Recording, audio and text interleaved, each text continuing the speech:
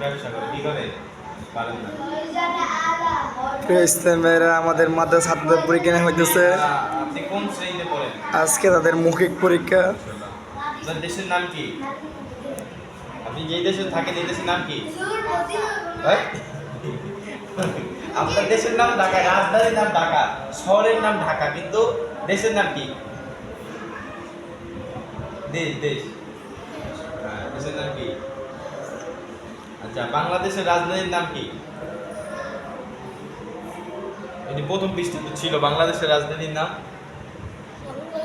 আচ্ছা, এই তো হয়েছে তো। আর তোমার আপনার দেশের নাম? এই তো হয়েছে, পারে তারপর ইয়া করে। আচ্ছা, তারপর বাংলাদেশের জাতীয়তা কি? জাতীয়তা। বাংলাদেশের রাষ্ট্রধর্ম কি? ধর্ম ধর্ম ঢাকা। বলতে পারলে আপনাদের পুরস্কার আছে। যান যান।